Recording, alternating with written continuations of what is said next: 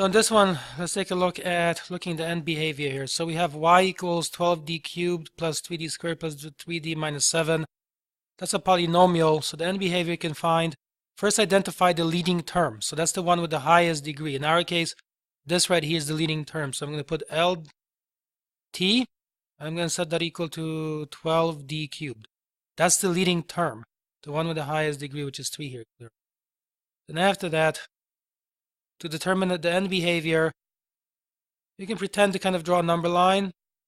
Okay, put 0 in the middle. Here you're going to check the leading term value with -10, and here with +10.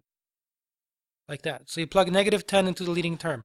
For end behavior, only the leading term matters. The rest of it is not important. So I'm going to have -10 cubed, and then you have to multiply that by the 12. So you work this out.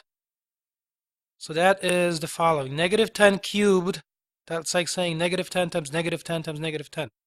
So I'm going to have 12, and that's going to be -10 times -10 times -10.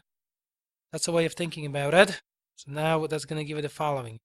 -10 times -10, that gives you +100. +100 times -10 is -1000. So then you're going to end up with 12 times -1000, which is -12,000. That tells you that on the left side, the end behavior of the polynomial you represent with an arrow pointing down. It's down. On the right side, you repeat this with the positive value. So you plug that into the leading term only. Again, for end behavior, only the leading term matters. That's all. So you can have 3 and then 10 cubed. So you plug that in. 12 times 10 cubed is 1,000. And then 12 times 1,000 is 12,000. So on the right side, the arrow that represents the end behavior, you can imagine is like this. Okay, it's an arrow pointing up.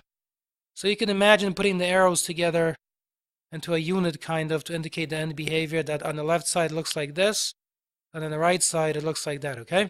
So on the left it's going down, on the right it's going up. Let's talk also about intervals of increase and decrease. So take a look. This portion of the graph, down to about here, as you can see, the graph falls. It goes straight down. Okay, the arrows are pointing down along that portion of the graph. To find the interval of decrease, you then look up to the x-axis. From the low point, you look up to the x-axis, and you see that that happens up to here. So from -infinity on that side, okay, all the way to here, that's an interval of decrease because the graph keeps falling down. Let me switch colors.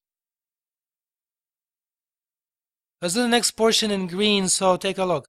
This graph, this portion of the graph, as you can see, rises all the way up to here. It goes from where the red circle is on the bottom to the green point up there. So you can see from -1 to about right here. See that? Over this portion of the x-axis, the graph rises. So that would be an interval of increase. And lastly, let me use red again. There's also this portion of the graph right here, and as you can see, if you draw little arrows, you see that the graph falls straight down. So that means beginning from here, over this portion, going towards +infinity, the graph falls. That's an interval of decrease. Let's summarize this. So I'm going to say interval of decrease. So when I work this out, it's going to be from -infinity, comma, up to -1 on the left side. And then, take a look, on the right side, starting from this value right here about, okay? That's about 1.5. From 1.5 going towards +infinity, you see the graph is also falling over that range of the horizontal axis. The graph is falling. So for that reason, when you put the interval of decrease, you got to put the one on the left side, but also the one on the right side. You got to glue them together, and you do that with U, which is short for union. And then you put 1.5, comma, and then +infinity. That's the interval of decrease. Let's also do the interval of increase. An interval of increase, as you can see, is where the curve rises. It begins rising at -1 on the x-axis, and it rises up to 1.5. Okay? So for that reason, let me write this down. I'm going to say interval, okay, of, and then here I'm going to say increase. That's how it's usually written. And I'm going to say that it goes from -1 comma up to about 1.5. And that's how you find a basic summary of a graph like this with intervals of increase and decrease.